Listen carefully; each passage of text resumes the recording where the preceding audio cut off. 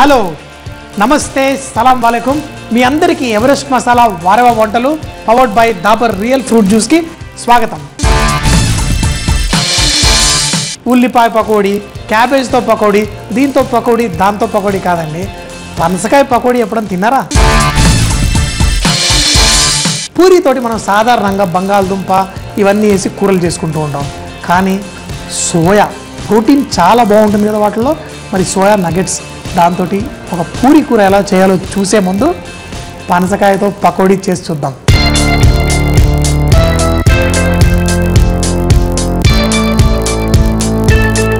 Time pass తిండ్లు అంటే బజ్జీలు, పకోడాలు ఇలాంటి రకరకాలు చేస్తూ ఉంటాం. అయితే ఉల్లిపాయ పకోడీ అయితే మనకు చాలా ఫేమస్. కానీ అలాగే క్యాబేజ్ తోటి ఇంకా రకరకాల కూరగాయలతో కూడా చేసుకోవచ్చు. కానీ పనసకాయ ఉంది చూసారా, దీంతో చేస్తే పకోడీ చాలా చాలా బాగుంటుంది. ఏం లేదు, కొంచెం పచ్చి పనసకాయ తీసుకోవాలి. దేంట్లో అయితే మన పనస గింజలు ఉంటాయి చూసారా, అవి కొంచెం తయారైన వాటితోటి చేసుకుంటే మనం ఉల్లిపాయల్లో జీడిపప్పు వేసుకుంటాం కదా ఉల్లిపాయ పకోడీ చేసినప్పుడు, అంటే స్పెషల్గా ఉండడం కోసం. ఇవి అయితే మనం ఏం వేసుకోక్కర్లేదు, ఇవే చక్కగా జీడిపప్పులా టేస్టీ తయారవుతాయి. అయితే ఇక్కడ మీరు చూడండి, పనసకాయ అంటే వాటి గింజలు అవి కూడా కట్ చేసాము. అంతా ఇలా సన్నగా కట్ చేసేసుకోవాలి.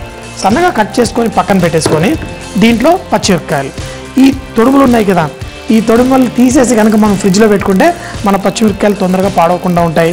మీకు ఒక టిప్స్లో చిట్కాల్లో చెప్పాను కదా, దీంట్లో కూడా మనం కొంచెం పచ్చిమిరపకాయలు ఇలా గుండ్రంగా అన్నా కోసుకోవచ్చు, పొడుగ్గా అన్నా కట్ చేసుకోవచ్చు.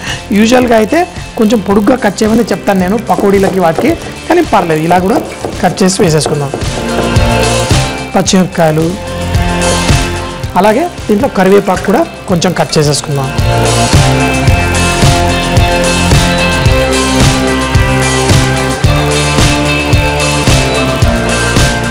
దీంట్లో కొంచెం అంతా ఉప్పు కొంచెం వేయగానే ఉల్లిపాయలైనా క్యాబేజ్ అయినా వీటిలోంచి కొంచెం నీరు బయటకు వచ్చేస్తుంది. ఇప్పుడు దీంట్లో మనం శనగపిండి, ఒక కప్పుడు శనగపిండి వేసుకుంటే అరకప్పు బియ్యపిండి, అరకప్పు కూడా అవసరం లేదు, ఒక పావు కప్పు అనుకోండి. పావు కప్పు బియ్యపిండి వేసుకుంటే మన పకోడీలు క్రిస్పీగా వస్తాయి. మళ్ళీ ఇందులో కొంచెం అంత కారపొడి, కొంచెం అంత వాము,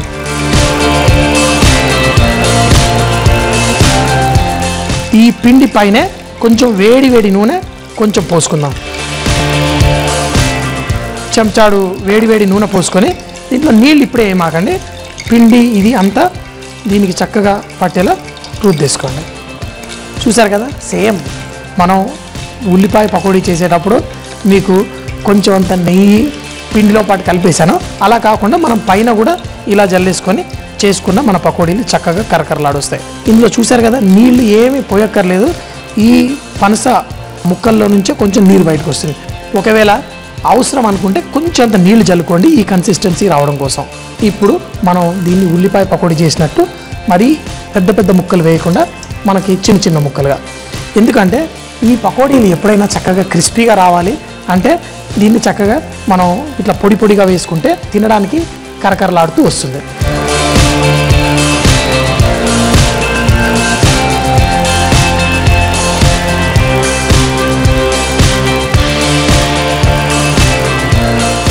ఇలా ఫ్రై అయిపోయిన తర్వాత మనం ఈ పకోడీ చూడండి ఎంత చక్కగా బంగారు కలర్ ఇలా రావాలి.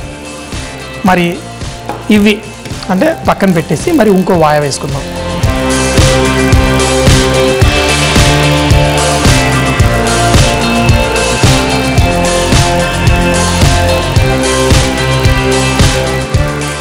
ఇంకో వాయ ఫ్రై అయ్యే లోపల ఏంటంటే ఈ పకోడీ ఎప్పుడు మనకి టేస్టీగా ఉంటుందో తెలుసా, ఈ వాయ ఫ్రై అయిపోయే లోపల ఇది కంప్లీట్ చేసేయాలి, తినేయాలి. చక్కగా ఇలా కరకరలాడుతున్నా పకోడీని చెప్పాను కదా, దీంట్లో ఏదైతే మన పనస గింజలు ఉంటాయి చూసారా, అవి చక్కగా జీడిపప్పులా టేస్టీగా భలేగా ఉంటాయి. మరి పకోడీ కొంచెం అంత చల్లారితే కరకరలాడుతూ భలే క్రిస్పీగా సూపర్గా ఉంటాయి. ఇదేదో జీడిపప్పు పకోడీ తింటున్నట్టే ఉంది. చెప్పా కదా, ఇవి రెడీ అయిపోయే లోపల ఇవి కూడా కంప్లీట్ అయిపోయినాయి. మరియు ఇంకో వాయి వేసుకుందాం. చూడండి అసలు తేడా తెలుస్తుందా? కొంచెం అంత కలర్ కొంచెం ఎక్కువ చేశాను. అయితే ఉల్లిపాయ పకోడీకి దీనికి ఏమన్నా తేడా తెలుస్తుందా చూడడానికి?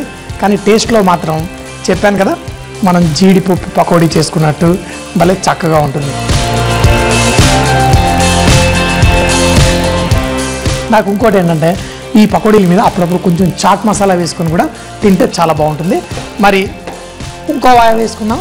ఈ వాయ రెడీ అయిపోయేసరికి ఈ వాయ కూడా తినేయచ్చు. ఇలా పకోడీలు చేసుకుంటూ ఉంటే నాలాంటి వాళ్ళు ఇంట్లో ఉన్నారనుకోండి, ఇది చేయడం తినడం దీంతో సరిపోతుంది. మరి మీకు ఇష్టమైన పకోడీ ఏంటో కూడా మీరు నాకు ఈమెయిల్ ద్వారా పంపిస్తూ ఉన్నారు కదా, మీకు ఏమేమి చేయాలి అనేసి. ఫ్రై అవుతున్నాయి కదా, ఇవ్వండి. చెప్పాను కదా, నాకు ఈ పకోడీల మీద కొంచెం అంత చాట్ మసాలా మన ఈ పకోడీల మీద కనుక జల్లుకుంటే ఇంకా టేస్టీగా ఉంటాయి. Very good.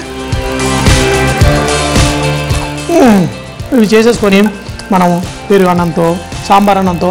ఇంకోటి ఏంటంటే ఈ పకోడీలు ఉన్నాయి చూసారా, ఇవి మంచిగా మనం ఒక ఎయిర్ టైట్ కంటైనర్లో కనుక పెట్టుకుంటే కనుక ఒక వారం రోజులు కూడా చక్కగా ఉంటాయి. నేనైతే జిప్ బ్యాగ్లో పెట్టుకొని ఫ్రీజర్లో పడేస్తే నెల రోజులు కూడా ఎప్పటికప్పుడు తీసి మనం ఫ్రెష్గా తినొచ్చు. టేస్టీగా ఉంటాయి. కొంచెం కూడా వాసన రావు ఫ్రీజర్లో పెట్టేసి. అంటే కాకపోతే జిప్ బ్యాగ్లో పెట్టుకోవాలి. సో చాలు ఈ రోజుకి తిన్నది, కొన్ని ఫ్రీజర్లోకి పెట్టేద్దాం. పనసకాయ పకోడీ తయారు చేయు విధానం. ఒక బౌల్లో సన్నగా తరిగిన పనసకాయ ముక్కలు, పచ్చిమిరపకాయ ముక్కలు, తరిగిన కరివేపాకు, తగినంత ఉప్పు, శనగపిండి, బియ్యపిండి, కారం, వాము, కొంచెం వేడి నూనె వేసి బాగా కలుపుకొని హాట్ ఆయిల్లో మంచి రంగు వచ్చేంత వరకు డీప్ ఫ్రై చేసుకుని కొంచెం చల్లారాక అంటే క్రిస్పీ అయిన తర్వాత దీన్ని పకోడీలా తినొచ్చు. లేకపోతే మనం పెరుగన్నంలో సాంబార్ అన్నంలో నంచుకుంటే సూపర్ గా ఉంటుంది. మనం ఈ రోజు ఒక వెజిటేరియన్ వంటకం చేయబోతున్నాం. దాంట్లో మాంసకృతులు అంటారు కదా, అంటే ప్రోటీన్స్, అవి చాలా ఎక్కువగా ఉంటాయి. ఏంటి వెజిటేరియన్స్ మాంసకృతుల గురించి అంటున్నాను అనుకున్నారా? ఏం లేదండి, మన వెజిటేరియన్స్ చాలామందికి ఈ ప్రోటీన్ అనేది చాలా ఇంపార్టెంట్. మన బాడీ పెరుగుదలకి, అలాగే కష్టపడే పనిచేసే వాళ్ళందరికీ కూడా కొంచెం మరి మాంసకృతులు ఉంటేనే కదా మనం ఆరోగ్యంగా ఉండేది. అది మనకి ఎట్లాగో పప్పు ఇలాంటివి తింటూ ఉంటాం కాబట్టి అందులో నుంచి కూడా వస్తుంది. కానీ మీకు ఒకటి తెలుసా, అన్నిటికంటే ఎక్కువ ప్రోటీన్ ఉన్న ఒక పప్పు ఏంటో తెలుసా? అదేనండి సోయా పప్పు. ఈ సోయా పప్పులో ఉన్న ప్రోటీన్ తీసి ఇప్పుడు మార్కెట్లో మనకి ఈ నగెట్స్, సోయా నగెట్స్ రూపంలో, అలాగే ఇదే పొడి రూపంలో, ఇలా రకరకాల ప్రోడక్ట్స్లో ఇప్పుడు మనకి మార్కెట్లో దొరుకుతుంది. అయితే ఈ సోయాబీన్ అనేది ఇప్పుడు చైనాలో చాలా ఎక్కువగా పాపులరు. అలాగే దేశ విదేశాల్లో కూడా ఈ సోయాబీన్తో చేసే ప్రోడక్ట్స్ ఎక్కువగా తిననని డాక్టర్స్ ప్రమోట్ చేస్తున్నారు. స్పెషల్గా వెజిటేరియన్స్కి మరీ ఎందుకు చెప్తున్నానంటే ఈ ప్రోటీన్ మనకు చాలా ముఖ్యం కాబట్టి. అయితే ఈరోజు నేను చేసే ఏ కూర అయితే ఉందో దీన్ని మనం అన్నంలో తినొచ్చు, పూరీలతో తింటే మాత్రం చాలా బాగుంటుంది. అలాగే చాలామంది చుట్టాలు అలా వచ్చారనుకోండి, కొంచెం ఎక్కువ క్వాంటిటీ చేసుకోవాలంటే కూడా ఈరోజు నేను చూపించే డిష్ ఏదైతే ఉందో చాలా సింపుల్గా చేసుకోవచ్చు.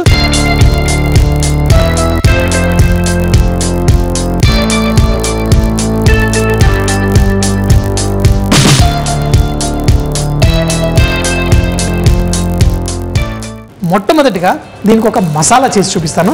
మంచి టేస్టీగా ఉండే మసాలాలో మనం చిన్నగా కట్ చేసుకున్న ఎండు కొబ్బరి దీంట్లో వేసి వేయించుకుందాం ఒక పెనంలో. అలాగే దీంట్లో పల్లీలు కూడా వేసుకుందాం. అయితే ఈ రెండు స్లోగా మనం సువాసన వచ్చేంత వరకు, ఇవి కూడా మంచి టేస్ట్ వచ్చేంత వరకు. మీకు ఒకటి తెలుసా, కొబ్బరి కానీ పల్లీలు కానీ ఏ నట్స్ అయినా కానీ కొంచెం వేయించామనుకోండి, దాంట్లో ఒక మంచి సువాసన అనేది బయటకు వచ్చేసి మనం ఏ కూరలో వేసుకున్నా కానీ కూరల్లో రుచి పెరిగి ఎవరు తినని కూరగాయలు కూడా మంచి టేస్టీగా చేయొచ్చు. అయితే ఈరోజు నేను కావాలని చెప్పి ఇందులో దొండకాయ వేస్తున్నాను. ఎందుకు దొండకాయ వేస్తున్నాను అంటే, ఇటీవల మా ఫ్రెండ్కి ఒకడికి, అరే దొండకాయలు చేస్తే, అరే మేము తినమరా, మా ఊర్లో మన దొండకాయలు అవి బర్రెలు గొర్రెలు మేస్తాయి, నేను తినను అన్నాడు. ఈ గొర్రెలు బర్రెలు తిన్నా మన ఆరోగ్యానికి కూడా మంచిదిరా అని చెప్పాను. మరి మీరు ఎప్పుడు దొండకాయ తినకపోతే ఇలాంటి కూరగాయలు నేను ఎప్పుడు చెప్తా ఉంటాను కదా, మనం మార్కెట్లో వెళ్ళి ఎప్పుడు చూస్తూ ఉండండి. అరే ఈ కూరగాయ మనం అస్సలు వాడము అంటే ఆ కూరగాయ ఒక పావు కిలో కొనుక్కొచ్చేసి ఈరోజు నేను చూపిస్తున్న కూరలో వాడుకోండి. చావు ఇలాంటి చాలా రకరకాల కూరగాయలు, టిండా, దొండకాయ, ఇలాంటి కూరగాయలు చాలా ఉంటాయి, చాలామంది తినరు. ఆ కూరగాయలు మీరు తెచ్చి చేయాలి, అదే ఈరోజు నా ఉద్దేశం. సో కొబ్బరి చక్కగా ఫ్రై అయిపోయింది. నువ్వులు కూడా వేసుకుందాం. నువ్వులు మరి లాస్ట్ ఎందుకు వేసానంటే నువ్వులు తొందరగా వేగిపోతాయి కదండి. ముందే వేస్తే నువ్వులు మాడిపోతాయి, మన పల్లీలు కుక్ కావు.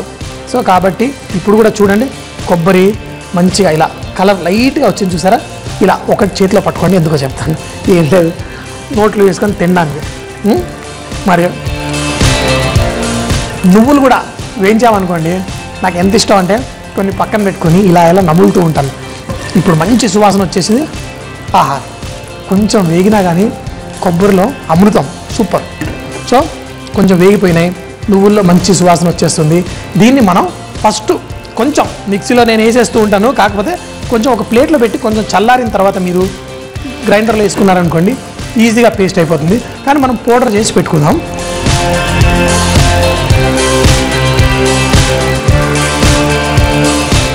మరి దీన్ని కొంచెం పౌడర్ చేసి పెట్టేసుకుందాం. గిన్నెలో చక్కగా నూనె పోసుకుందాం.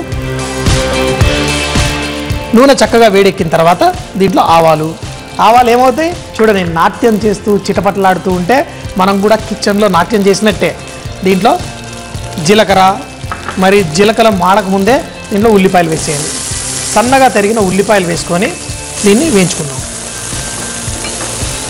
ఈ ఉల్లిపాయలు కొంచెం చక్కగా వేగడం కోసం ఏం చేస్తాం, ఉప్పు వేసుకుందాం. ఉప్పు వేస్తే దాంట్లో ఉన్న నీళ్లు బయటకు వచ్చేసి తొందరగా ఫ్రై అవుతాయి. మరి ఈ కూరకి ఉల్లిపాయలు మరీ బ్రౌన్గా చేయాల్సిన పర్లేదు, కొంచెం ట్రాన్స్పరెంట్ అవుతే చాలు, మన టేస్ట్కి కూడా బాగుంటుంది. దీంట్లో కొంచెం అంత పసుపు, అలాగే అల్లం వెల్లుల్లి ముద్ద,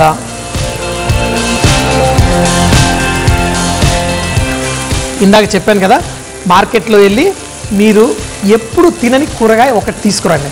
ఎందుకంటే ఈ కర్రీ ఎందుకు చేస్తున్నానంటే ఇందులో మీరు ఏ కూరగాయ తెచ్చి వేసుకున్నా కానీ సరిపోతుంది. అట్లాని కాకరకాయ తెచ్చి చేజ్ అయిపోయిందని నాకు అనకండి. మంచి దొండకాయ, టిండా, ఇట్లా చౌ అని రకరకాల వెజిటేబుల్స్ దొరుకుతాయి కదా, అలా దీంట్లో మనం దొండకాయలు వేసుకుందాం. దొండకాయలు వేసుకొని కొంచెం సేపు వేయించుకుందాం.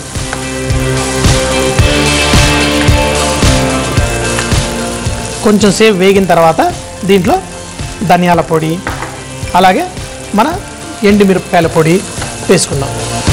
వేసుకొని దీంతోపాటు టమాటాలు, అలాగే బఠానీలు కూడా వేసేసి చక్కగా దీన్ని కుక్ అవనిద్దాం. మీరు కావాలంటే ఇందులో నీళ్లు కూడా పోసుకొని కుక్ చేసుకోవచ్చు. ఎందుకంటే మనం పూరీలతో ఏదైనా కర్రీ తినేటప్పుడు డ్రైగా ఉంటే అంత బాగోదు, గ్రేవీగా ఉండాలి. అందుకే మనకి ఎక్కువగా ఆలు బఠానీ కూర ఇలాంటివి చేసినప్పుడు మంచి గ్రేవీగా ఉంటాయి. ఎందుకంటే ఫ్రైడ్ ఐటమ్ కదా, ఫ్రైడ్ ఐటమ్ అయితే కొంచెం గ్రేవీగా ఉంటే ముంచుకుని తింటుంటే సూపర్గా మజా వచ్చేస్తుంది. మరి అలా దీంట్లో మనం నీళ్లు పోసేసుకున్నాం.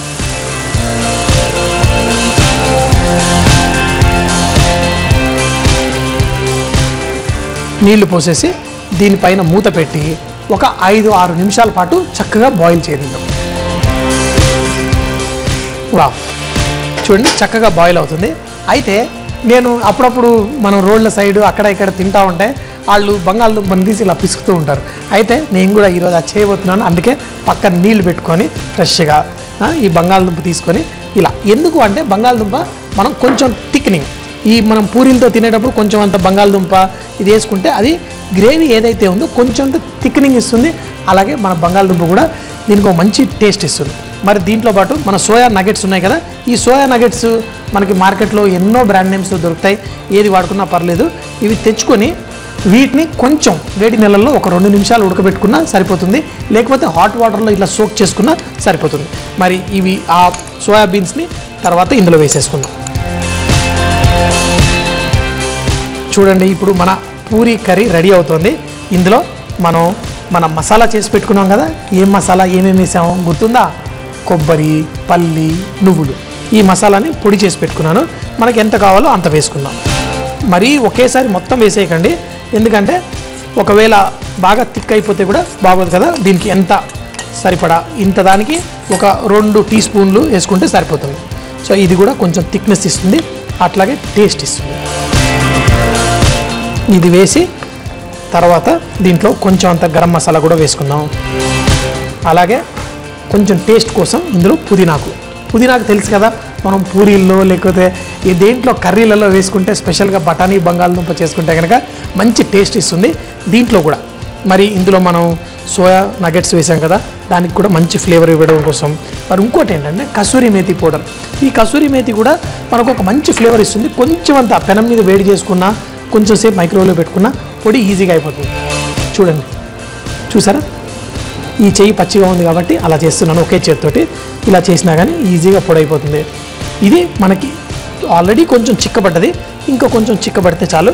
ఈ కూరగాయలు దొండకాయ అన్నీ ఉడికిపోయినాయి. ఈ మూత పెట్టేసి మరొక 3 నిమిషాల పాటు చక్కగా బాయిల్ అవ్వనిద్దాం.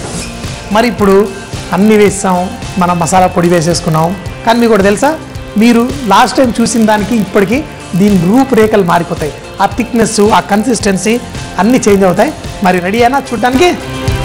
చూడండి, చెప్పాను కదా, ఇది ఇంతకుముందు చూసినప్పుడు ఎలా ఉంది, ఇప్పుడు ఎలా ఉంది చూడండి. చక్కటి రంగు, అలాగే దీంట్లో కూరగాయలు కూడా అన్నీ ఉడికిపోయినాయి.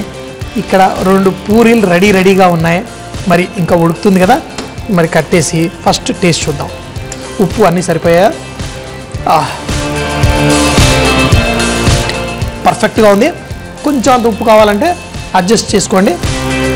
మరి దీంట్లో లాస్ట్గా ఇప్పుడు చూడండి, ఇలా బంగాళదుంప కూడా ముక్కలుగా షేప్లో కాకుండా షేప్ అవుట్ ముక్కలు దీంట్లో భలే మంచిగా అనిపిస్తాయి. లాస్ట్లో కొంచెం అంత కొత్తిమీర వేసుకుందాం.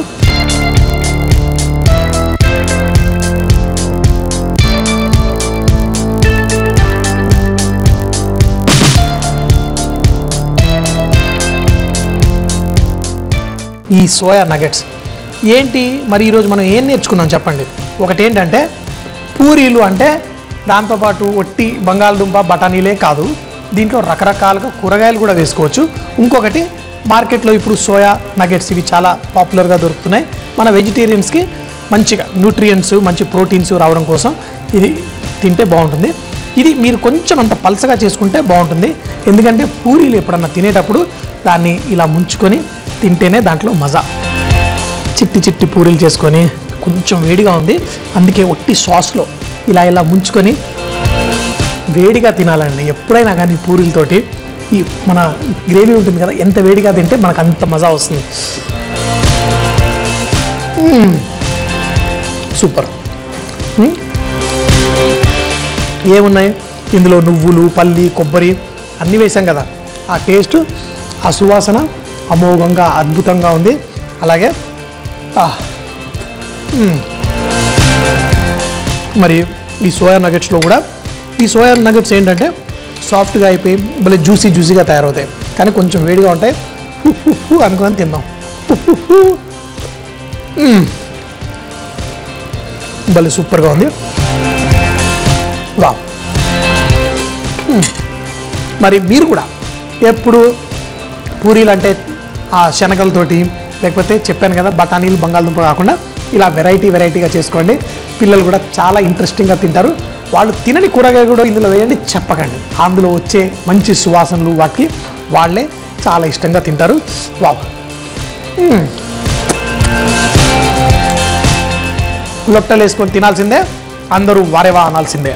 సోయా బఠానీ దొండకాయ కూర తయారు చేయు విధానం. ముందుగా ప్యాన్ లో ఎండు కొబ్బరి ముక్కలు, పల్లీలు కాస్త వేగిన తరువాత నువ్వులు వేసి మరి కాసేపు వేయించుకొని మిక్సీలో పొడి చేసి పెట్టుకోవాలి. ప్యాన్ లో నూనె వేడి చేసి ఆవాలు, జీలకర్ర, ఉల్లిపాయ ముక్కలు, ఉప్పు వేసి కాసేపు వేయించుకొని అల్లం వెల్లుల్లి పేస్ట్, పసుపు వేసి పచ్చి వాసన పోయేదాకా వేయించుకొని దొండకాయ ముక్కలు, ధనియాల పొడి, కారం, టమాటాలు, బఠానీలు వేసి కాస్త ఉడికించిన తర్వాత నీళ్లు పోసి మూత పెట్టుకొని 5-6 నిమిషాల పాటు ఉడికించుకోవాలి. ఇప్పుడు దానిలో ఉడికించిన బంగాళదుంప మెదిపి వేసి సోయా నగెట్స్ ముందుగా చేసి పెట్టుకున్న పొడి కూడా వేసి గరం మసాలా, పుదీనా వేసి దాంట్లో కసూరి మేతి వేసి పూరీలతో చపాతీలతో తింటే చాలా టేస్టీగా ఉంటుంది. మనం వుడెన్ చాపింగ్ బోర్డ్ కనుక వాడితే వుడెన్ చాపింగ్ బోర్డ్ని ఎప్పుడు వాష్ చేయకూడదు. అయితే దీన్ని మనం శానిటైజ్ చేసుకొని పెట్టుకోవడం కోసం చాలామంది ఏం చేస్తారంటే ఉప్పు పెట్టేసి రుద్దేస్తారు. ఇంకొకటి ఏంటంటే దీనిపైన కొంచెం నూనె పోసి చక్కగా దీన్ని, ఈ టెక్నిక్ మీరు మనం కార్పెంటర్స్ అలాగే క్రికెట్ బ్యాట్లకి ఎన్నోసార్లు చూస్తూ ఉంటాం. ఇలా కనుక చేసేసి పెట్టుకుంటే మనకి ఎటువంటి బ్యాక్టీరియా పెరగదు. అలాగే మన చాపింగ్ బోర్డ్ చాలా రోజులు బాగుంటుంది. నీళ్లు కనుక మన వుడెన్ చాపింగ్ బోర్డ్కి ఎక్కువ తాకితే చాపింగ్ బోర్డ్ వంకర అవుతుంది. అలా ఇలా నూనె పెట్టేసుకుంటే వంకర అవ్వకుండా చక్కగా ఉంటుంది. వారెవా అంటేనే అద్భుతమైన వంటలు. మరి మీ ఇంట్లో కూడా రుచికరమైన వంటలు చేస్తారా? అయితే మీ వంటల రెసిపీలు మాకు రాసి పంపించగలరు. XXX డిటర్జెంట్ సోప్ తరఫున మంచి గిఫ్ట్ హ్యాంపర్ గెలుచుకోండి. మరి మా చిరునామా MIG 1540 BHEL హైదరాబాద్ 502032. రేపు మరిన్ని కొత్త వంటకాలతో మళ్ళీ కలుద్దాం. అప్పటిదాకా సీ యూ, బాయ్ బాయ్, ఖుదాఫిజ్. బంగాళదుంపతో ఎన్ని రకాల వంటలు చేస్తూ ఉంటాం. దీంట్లో మసాలాలో మీరు ఏం కావాలంటే ఆ విధంగా చేసుకోవచ్చు. ఆవాలు చిటపటలాడండి ప్లీజ్. మరి బంగాళదుంపని మనం ఇలా వేడి నీళ్ళల్లో నుంచి తీసేయాలి. ప్లేట్లో తీసి కొంచెం చల్లారిన తర్వాత మనం ఈ బంగాళదుంపని ఇలా ఉండలుగా కట్టేసి పెట్టేసుకుంటాం. ఇది పర్ఫెక్ట్. ఏళ్ళు ముంచి చూస్తాను ఎప్పుడు నేను. ఒక చేత్తో వేద్దాం, మరో చేత్తోటి కొంచెం ఉండలు కడదాం. చక్కగా చూడండి మంచిగా కలర్ వచ్చేస్తుంది. మరి దీన్ని చెప్పాను కదా ఏ చట్నీతో తిన్నా బాగుంటుంది. కానీ ఒక కోడి కూర చాలామందికి అర్థం కాదు, కన్ఫ్యూజన్ అయిపోతూ ఉంటారు. కానీ ఉల్లిపాయలు పచ్చి పేస్ట్ తీసుకొని ఇందులో వేసుకుందాం. మరి ఇవన్నీ టేస్టీగా మన చికెన్ పీస్ని ఇలా పట్టుకోవాలి. ఆ తీయదనం తీసుకురావడం కోసం దీన్ని మంచిగా కుక్ చేస్తున్నాను. ఈ చికెను, ఈ ఉల్లిపాయలు ఇదంతా చక్కగా దీనికి పట్టేస్తుంది. మరి జింజర్ చికెన్కి ఆ కట్టా మిట్టా టేస్ట్ ఏదైతే వస్తుందో మరి ఎలా వస్తుంది ఇదంతా కలిపేసి పెట్టుకుందాం. కానీ ఎప్పుడు వేస్తాం ఇది టేస్ట్ అంతా చికెన్లో ఉన్న మంచి ఫ్లేవర్ ఈ గ్రేవీలోకి